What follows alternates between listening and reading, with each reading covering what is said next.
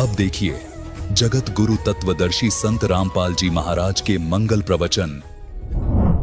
जैसे परमात्मा कपड़ा बुनते थे, बुनाई का केवल मेहनताना मिलता था उनको, उसमें से भी अपना परिवार के योग्य जो आवश्यक था सामान लाए, बाकी बच गया। सत्संग करते थे, उसमें भंडारा लगाते थे, यानी दान करते थे। और फिर ये दिखाया परमात्मा ने कि कल्पे कारण कौन है, कर सेवा निकाम, निष्काम भाव से भक्ति कर मेरी, और मन इच्छा फल देऊंगा जो पड़े मेरे तक। जब मेरे सतर का काम आओगा जब देखना बेटा तेरी कैसे मदद करूंगा, पर सच्चे दिल से तू मेरे साथ लगा रहे। अब हम उसी प्रसंग पर आते हैं कि परमात्मा ही आकर सत्संग सुनाते हैं। सत्संग का अर्थ सत्य हो, सत्य ज्ञान, सत्य विचार, प्रत्येक एक वर्ड टू वर्ड सत्य होता है सत्संग का। उसमें कोई मीन मेख, कोई शंका नहीं रहती। शंका एक बार हो सकती है जो प्रथम बार सुनते हैं, लेकिन जो प्रमाण देखेंगे वो शंका समाप्त हो जाएगी। तो उस परमेश्वर ने 600 वर्ष पहले आकर सत्संग किया था। अक्षर पुरुष एक पेड़ है, जैसे जो पेड़ का हिस्सा जो पृथ्वी से तुरंत बाहर जो दिखाई देता है वृक्ष, वो पोर्शन है अक्षर पुरुष, अक्षर पुरुष। और उससे ऊपर मान लीजिए उसमें से 2-3 मोटी डार निकलती हैं, तो उनमें से एक मोटी डार समझो ये सरपुरुष, और उस डार के फिर शाखा है 3 मान लीजिए, एक एग्जाम्पल के लिए ये 3 शाखा हैं, रजगुण ब्रह्मा, सतगुण विष्णु, तमगुण शिव। और फिर उनसे आगे जो पत्ते वगैरह हैं वो समझो आप और हम हैं। अब जैसे कई भक्त पूरा सत्संग दास का सुनते नहीं, एक बार कहीं दुर्भाग्य उनका कि ये सुनने को मिल जाता है कि 3 देव की जो करते भक्ति उनकी कदे ना हो मुक्ति, तो वहीं वो स्विच ऑफ कर देते हैं टीवी को। तो ये उनका दुर्भाग्य है। पहले ये सुनो कि पहली बार आप सुन रहे हो कि इनकी भक्ति जो करता है वो मुक्त नहीं हो सकता, तो ये तहत जाना चाहिए कि ये जो बोलने वाला ये मूर्ख है या किस टाइप का आदमी है, ये तो सुन लो। और ना अच्छा लगे तो ठीक है भाई, अपनी जो कर रहे हो करते रहो, सुनने में भी क्या दिक्कत है। तो जिस कारण से ये क्या कह देते हैं कि रामपाल तो ब्रह्मा विष्णु महेश की भक्ति छुड़वाता है। भक्ति नहीं छुड़वाता दास, भक्ति यानी इनकी साधना नहीं छुड़वाता। इनको तुम इष्ट मानकर पूजते हो, ये भ्रम निवारण कर रहा हूं कि ऐसा नहीं करना। जैसे संसार रूपी वृक्ष है, इसका प्रमाण मालिक ने दे दिया। अक्षर पुरुष एक पेड़ है, सरपुरुष वाकी डार, तीनों देवा शाखा है, पात्र संसार। और मूल कौन है, रूट कौन है, वो जड़ कौन है जो पृथ्वी के अंदर गुप्त है, अव्यक्त है, वो प्रोक्ष है। तो वो जड़ जो है उससे पूरे वृक्ष का पोषण होता है।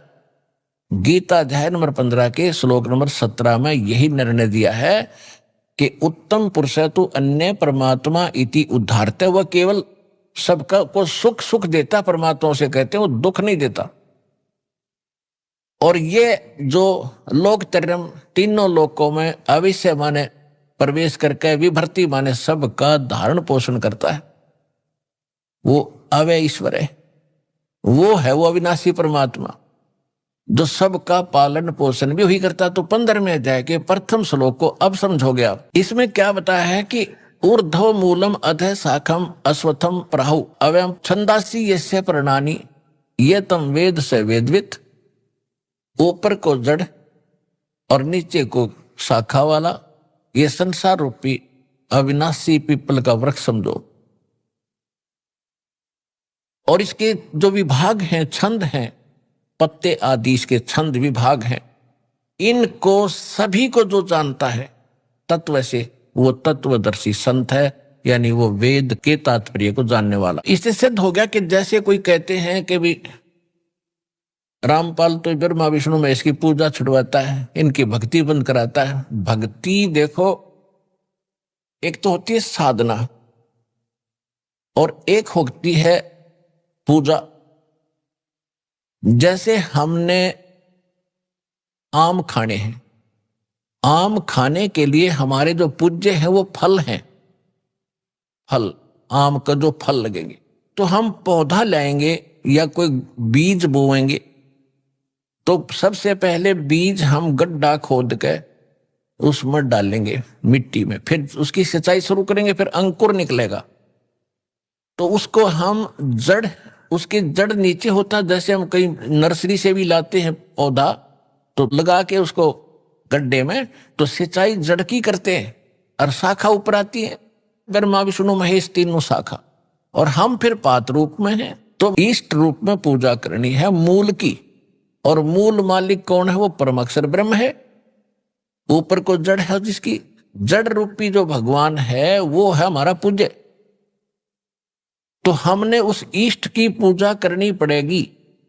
गीता अध्याय नंबर 3 के श्लोक 10 से लेकर 15 में एक निर्णायक ज्ञान दिया है। कहते प्रजापति ने सबसे पहले प्रजा को उत्पन्न करके ये कहा था कि तुम धार्मिक अनुष्ठान शास्त्र अनुकूल विधि से भक्ति करके इन देवताओं को उन्नत करो, और ये बड़े हुए देवता तुम्हें उन्नत करेंगे, तुम्हें फल देंगे।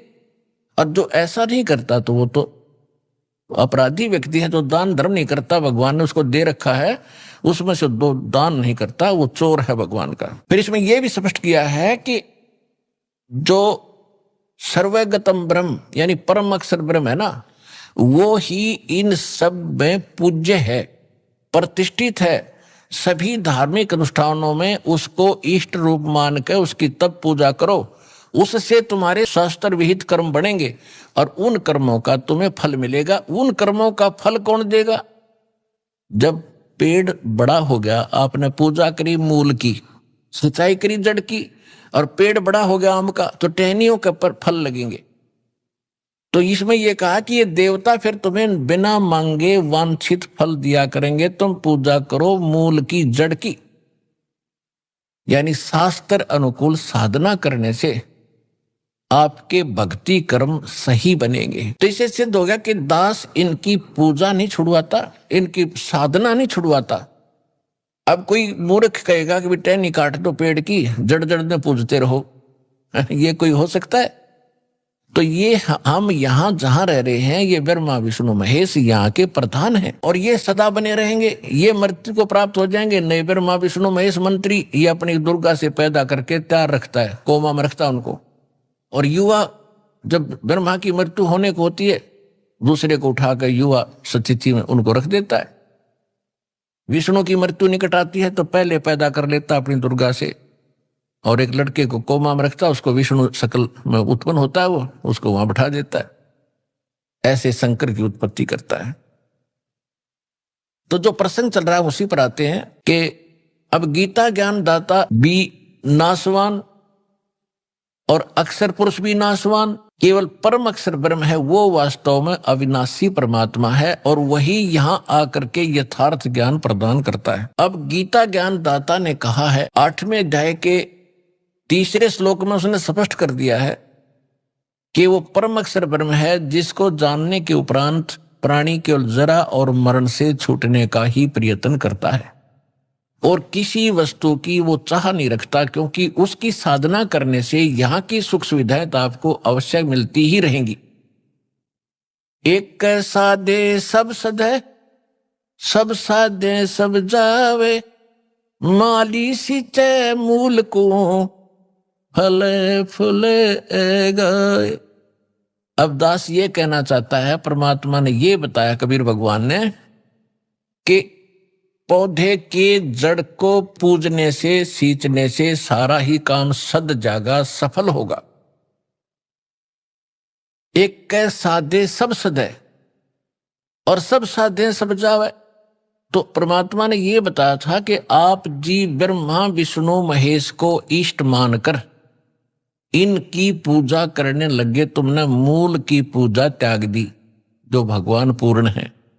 वो स्वयं यहाँ पे अपनी महिमा आप बताने आते हैं, और तो सत्य कोई ज्ञान रख ही नहीं सकता। तो उन्होंने क्या बताया है कि तुम ऐसे करो, इन ब्रह्मा विष्णु महेश को पूज रहे हो, ऊपर को जड़ कर ली, टहनी गाड़ दी गमले में यानी गड्ढे में, तो तुम्हारा भक्ति रूपी पौधा यानी धार्मिक तो तुम्हारे शुभ संस्कार भक्ति कर्म के वह नष्ट हो गए, वो कामयाब नहीं होते, तुम्हारा जीवन नष्ट हो जाता है।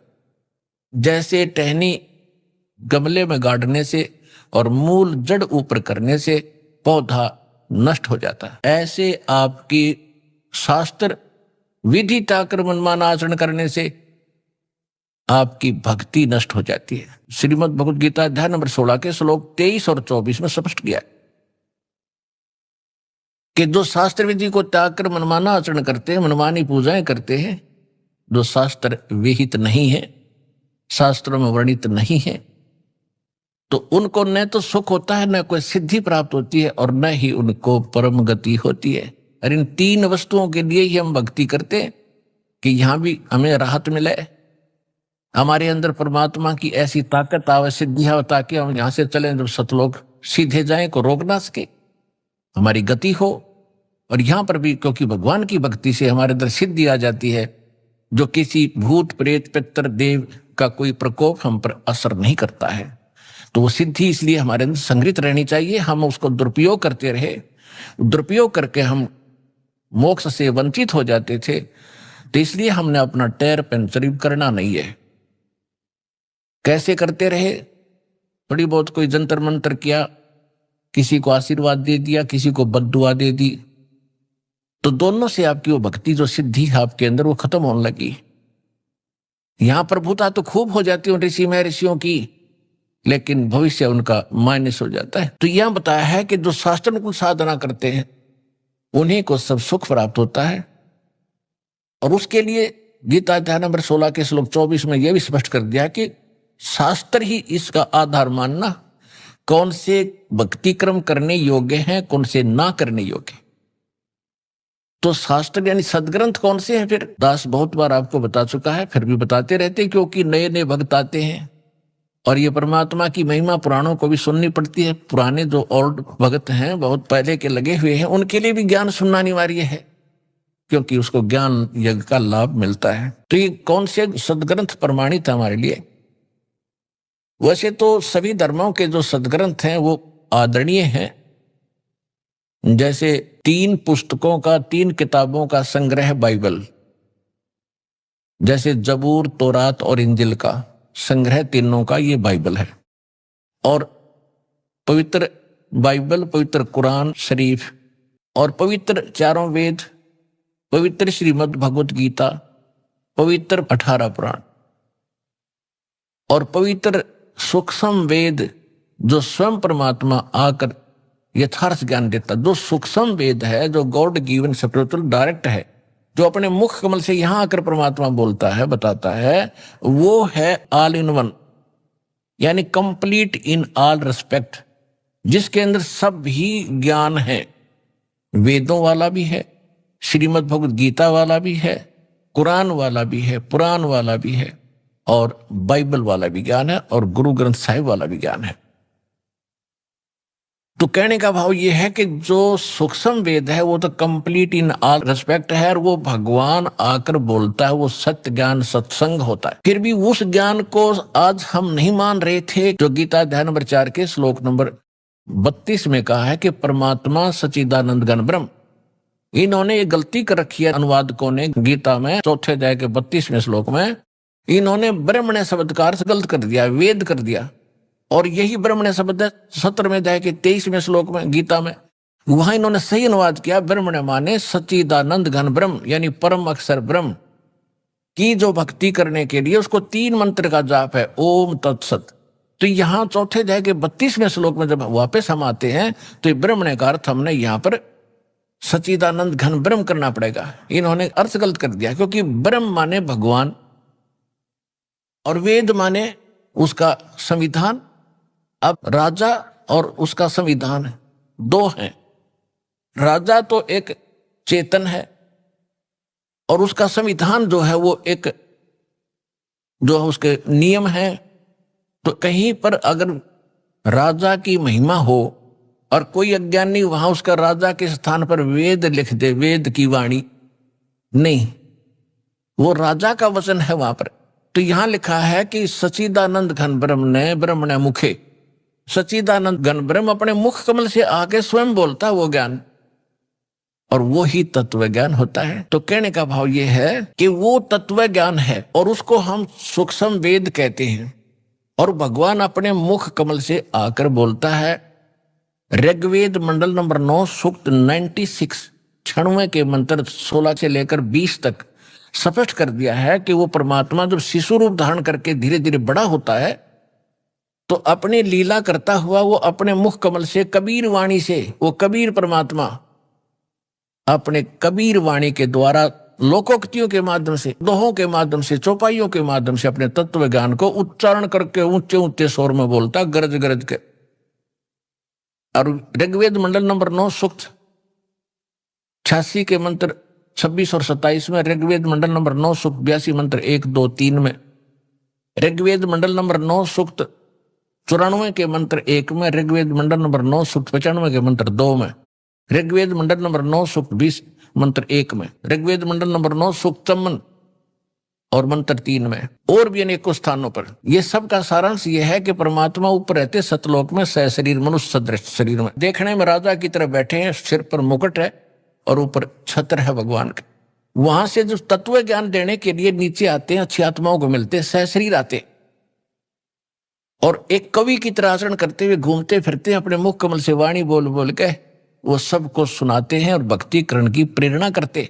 वो कबीर वाणी कहलाती है, कबीर वाणी। और वो परमात्मा भक्ति के गुप्त मंत्र जो किसी भी अन्य जो सदग्रंथ प्रचलित होते उनमें नहीं होते, उनको भी सार्वजनिक करते। अपने आत्माओं, एक मुसलमान बच्चे ने, क्योंकि अब सभी बच्चे समझदार होते जा रहे हैं, उसने खुद आकर बताया, जी मैं बचपन से ही कुरान शरीफ को शिरोधार्य मानता रहा हूं। पहले तो सारा ज्ञान आपका तुलनात्मक देखा, कुरान शरीफ में भी देखा कि आप बताते हो भी वो परमात्मा कोई और है, कुरान शरीफ का ज्ञानदाता स्वयं कहता है मैं भी उससे परिचित नहीं हूं। तो मैं प्रभावित होकर दीक्षा ली। जब मैंने सेकंड नाम लिया तब मेरा चांदना और रोशनी हुई हृदय में। कुरान शरीफ के अंदर एक तो सुरह नाम की सूरत है, सुरा, और 42 नंबर उसकी आयत में लिखा है 3 मंत्र जो गीता अध्याय नंबर 17 के श्लोक नंबर 23 में कोड वर्ड है। उसमें तो एक सार्वजनिक है ओम, इसमें तीनों गुप्त है, एन सीन काफ। जो ए शब्द है ये उस 3 मंत्रों में से जो प्रथम मंत्र है ओम, तो ए इसका प्रथम मंत्र है, एन ओम हो गया। और दूसरा मंत्र जो है उसका प्रथम मंत्र स है, तो ये सीन हो गया।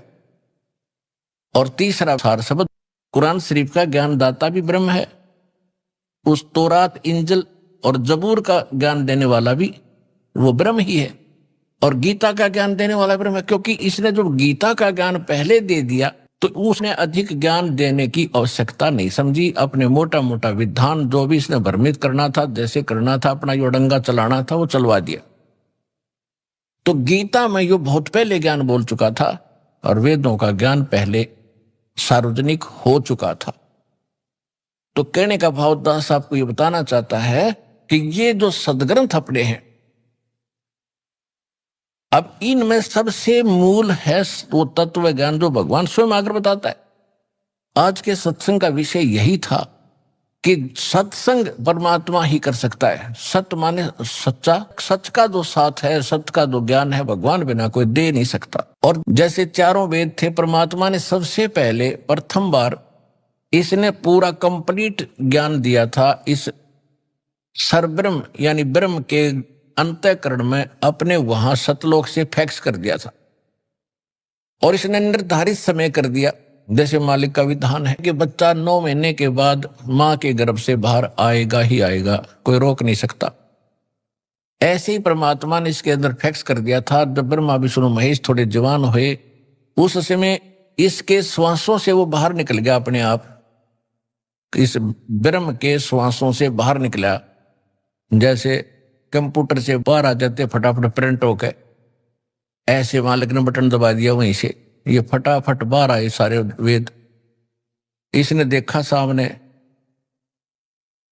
उसमें सारा ज्ञान भगवान के बारे में जानकारी थी। इसने ये जुल्म किया कि जो परमात्मा के मूल मंत्र थे, मूल ज्ञान था, वो इसने नष्ट कर दिया। और भगवान के डर से ये 4 वेद यानी इतना रख लिया। अब उस जो इसने यथार्थ ज्ञान भक्ति थी वो नष्ट कर दिया, उसकी पूर्ति के लिए परमात्मा को आना पड़ता है। जो वेद इसने रखे हैं शेष वो ठीक है।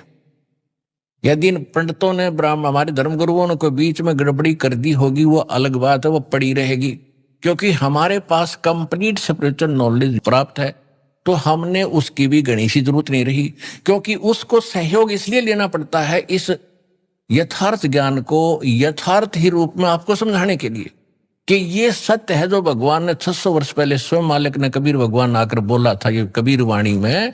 तो आज आपके वेद भी बता रहे हैं, जैसे भी बचे खुचों को आप सत्य मान रहे थे उसमें भी यही वर्णन है। और परमात्मा ने कहा था वेद मेरा भेद है, 600 वर्ष पहले कहा था धर्मदास जी को कि वेद मेरा भेद है, मैं ना वेदन के माही और जौन वेद से मैं मिलूं ये वेद जानते नहीं। कि ये चारों वेद जिनको तुम शिरोधार्य मानते हो और इन जैसा ज्ञान नहीं मानते, ये मेरी महिमा का ही गुणगान करते सारा, लेकिन मेरे पाने की विधि इन तुम्हारे इन 4 वेदों में नहीं रही। अब उन 4 वेदों का निष्कर्ष श्रीमद् भगवद गीता है। यजुर्वेद अध्याय नंबर 40 के मंत्र नंबर 15 में स्पष्ट किया है कि ओम कर्तु समर किलबे समर कर्तुम समर वायु अनिलम अथिदम भस्मांतम शरीरम। जब शरीर नष्ट हो तब तक वायु अनिलम यानी श्वास उश्वास से, वायु माने भी वायु, अनल माने भी वायु, वायु अनिलम यानी श्वास उश्वास से, अथिदम भस्मांतम शरीरम ओम कर्तु समर किलबे समर और कर्तुम समर। ओम नाम का जाप काम करते करते स्मरण करो, विशेष कसक के साथ स्मरण करो, मनुष्य जीवन का मूल कर्तव्य जानकर भगवान का ये मंत्र जाप करो। और इसको वायु अनिलम, अब ये स्पष्ट हो रहा है श्वास उश्वास से इसका सिमरण है, लेकिन इनको समझ में आया नहीं। और अंतिम सांस तक जब तक शरीर भस्म हो अंत हो तब तक इसका सिमरण करना। इससे जो अमृतम प्राप्त होगा, अमृत जो इससे मिलना है वो प्राप्त हो जाएगा। उससे कितना अमृतम है, अमृत ही आपको पता ही दिया कि ओम जाप ब्रह्म का है, ओम के जाप से ब्रह्मलोक प्राप्ति होती है। ये बहुत लंबा समय है इसका वहां रहने का ब्रह्मलोक के महास्वर्ग में। उसके बाद भी फिर इनका जन्म मृत्यु होता है, इतना अमृत है। फिर यजुर्वेद अध्याय नंबर 40 के अंदर केवल 17 श्लोक हैं, 17, और 15वें में इसने अपनी महिमा बता दी, मेरा एक ओम मंत्र है। फिर 17वें में इसने बता दिया कि वो परमात्मा तो प्रोक्ष है, वो मूल भगवान तो गुप्त है, और मैं ब्रह्म हूं, अहम खम ब्रह्म सो अहम, वो तो परमात्मा अव्यक्त है और अहम मैं ब्रह्म हूं और मेरा ओम नाम है, मैं ब्रह्मलोक रूपी दिव्य आकाश में रहता हूं। तो इसने स्पष्ट कर दिया कि वो परमात्मा कोई और है। और यजुर्वेद अध्याय नंबर 40 के मंत्र नंबर 10 में स्पष्ट कर रखा है कि कोई तो भगवान को कहते जन्म लेता संभवात, कोई कहता है जन्म लेता ही नहीं, असंभवात अजन्मा है। और जन्म लेने के उदाहरण देते हैं राम और कृष्ण रूप में, ये वही आता है। इस तरह की लोक वेद दंत कथा ही सुनाते हैं। लेकिन इसके विषय में भगवान जन्म लेता है या नहीं लेता है, वो कैसा है, उसके लिए तत्वदर्शी संतों से पूछो, धीराणाम विज्ञानी पुरुष तत्वदर्शी संत पुरुष बताएंगे, उनसे पूछो। तो इससे सिद्ध है कि गीता और वेदों का ज्ञान एक है। श्रीमद् भगवद गीता वेदों का सारांश है, इसमें भी ओम नाम के अतिरिक्त और कोई मंत्र नहीं, ये तो ब्रह्म का। फिर इसने बताया है कि जो परम अक्षर ब्रह्म है, 17वें अध्याय के 23वें श्लोक, कि जो परम अक्षर ब्रह्म है उसके पाने का जो उसकी प्राप्ति करने वाला उस स्थान को प्राप्त कर जाएगा जहां जाने के बाद साधक फिर लौटकर कभी संसार में नहीं आते। 15वें अध्याय के 4थे श्लोक में श्रीमद् भगवद गीता। ओम तत्सत इति निर्देश ब्रह्मणे त्रिविध समर्थ है। अब क्या बताया है कि उस सच्चिदानंद घन ब्रह्म की प्राप्ति का 3 मंत्र के जाप का और 3 ही विधि से जाप करने का निर्देश है। अब जिनको सारनाम प्राप्त हो चुका है उनको मालूम है कि 3 मंत्र को 3 ही विधि से जाप होता है। जैसे सतनाम आपको प्राप्त है, एक मंत्र बाहर छोड़ते हैं, एक अंदर लेते हैं, हो गया ना 2 विधि से। और जिसने तीसरा प्राप्त है उस, तो इस तरह ये 3 विधि से इसका जाप है। और यही मूल मंत्र है। इसके सहयोगी मंत्र और हैं जो छोटे मोटे अक्सर कहीं कहीं पुराणों में उनका वर्णन है, कहीं किलियम लिखा है, कहीं हरियम लिखा है और कहीं श्रीयम लिखा है, लेकिन ये कंप्लीट कोर्स नहीं उनके पास, क्योंकि ये नीम हकीमों का दिया ज्ञान है। किसका? ब्रह्मा जी का। और ब्रह्मा जी जब जन्म होता है, ब्रह्मा जी कहता मैं कमल के फूल पर बैठा था और मुझे नहीं मालूम मैं कहां से जन्मा हूं, तो वो कैसे कंप्लीट नॉलेज रख सकता है ब्रह्मा जी? और ब्रह्मा जी का दिया ज्ञान 18 पुराण बने, उसी ज्ञान के आधार से ऋषियों ने फिर अपने अनुभव जोड़ जोड़ के ब्रह्मा से प्राप्त ज्ञान से, ब्रह्मा जी से, और फिर उन्होंने अपने नाम से आगे पुराण बना दिए। तो जो सूक्ष्म वेद है, सबसे पहले वो वेद हमारा एथेंटिक वेद है, वो ऑथेंटिक हमारा ज्ञान है, बुक है। उसके बाद चारों वेद हैं और उसके बाद श्रीमद् भगवत गीता है। ये हैं 3 एथेंटिक वर्तमान में जो भक्ति के लिए हमने सेलेक्ट करने। ज्ञान तो हमने सभी पवित्र सदग्रंथों से ग्रहण करना है, और गुरु ग्रंथ साहिब जो है, जो महला पहला की वाणी है, महला पहला की वाणी, वो भी सूक्ष्म वेद का ही अंश है, लेकिन उसमें कंप्लीट नहीं है, क्योंकि जैसे एक इन सिख इतिहास में लिखा है कि प्राण संग्रही नाम का एक ग्रंथ बनाया था गुरु नानक देव जी ने, कति अलग गुप्त कंप्लीट रूप में, उसमें 160 अध्याय लिखे थे। तो जब गुरु ग्रंथ साहिब को इकट्ठा करने लगे, सब वाणियों की एक बीड बनाकर गुरु ग्रंथ साहिब का रूप देने लगे, 5 में जो महापुरुष थे अर्जुन देव जी, तो उन्होंने जब उस को देखा तो उसमें से केवल 60 अध्याय रखे, उसमें से एक भी नहीं लिया इसमें, वो तो छोड़ दिया कति सारा ही। तो उसमें से भी फिर बाद में जो प्रिंट हुए, केवल 60 अध्याय ही प्रिंट हुए हैं, जो प्राण संग्रही नाम से आज भी सुरक्षित है सिखों के पास। लेकिन गुरु ग्रंथ साहिब में नहीं लिया। क्यों नहीं लिया? कि उसमें एक यू मंत्र था, सतनाम और सारनाम। सारनाम तो संकेतिक था, सतनाम सीधा लिखा था 2 अक्षर का। वो फिर परमात्मा ने दया करी, नानक साहिब जी ने उसकी पूर्ति जब की, जब मर्दाना और बाला जी जो उनके परम भक्त उनके साथ रहते थे हरदम, एक बार समुद्र के ऊपर से जाने लगे श्रीलंका में जाने के लिए, तो नानक साहिब जी ने कहा था कि आप वाहेगुरु वाहेगुरु जपो और मेरे साथ समुद्र पर आते रहो। ऐसे चल पड़े समुद्र पर जैसे थल पर चलते हैं। तो वो नानक साहिब जी वो 2 अक्षर का मंत्र उच्चारण करके जाप करने लगे। तो मर्दाना ने सोचा भी गुरुजी तो ये 2 अक्षर का मंत्र जाप करे, मैं भी क्यों ना करूं। वो करने लगा तो डूबने लगा। तब नानक साहिब जी ने मुड़ के देखा और कहा, बेटा तो वही जाप कर जो मैंने कहा है, तो मेरी नकल ना करे। तब उसने वही वाहेगुरु शुरू किया, तो तब उसकी जान बची। तो सिखों के या घर कर की बात कि यदि ये मंत्र किसी ने जाप कर लिया तो मर्दाना वाली हालत हो जाएगी सबकी, क्योंकि गुरुदेव की आज्ञा की अवहेलना होगी। अवज्ञा होने से वो हानि होगी थी, मर गया होता। इसलिए कोई सिख बच्चा इस मंत्र का जाप ना करके गुरु नानक साहिब जी के वचनों की अवहेलना करके दंडित ना हो जा, दोषी ना बन जा, इसलिए इन्होंने इस मंत्र को लिया नहीं। हाँ, कहीं कहीं सोहम मंत्र लिखा है नानक साहिब जी की वाणी में, बहुत जगह गुरु ग्रंथ साहिब में, लेकिन उसके साथ वो इकट्ठा नहीं। लेकिन जो शुरुआत में ये कहते हैं ना एक ओंकार, तो नानक साहिब जी ने कोड वर्ड में लिख रखा है वो मंत्र। एक नहीं, वो कोड वर्ड है, वो सोहम की तरफ संकेत है। ओंकार ओम है ही। तो इस प्रकार इन महापुरुषों, ये तो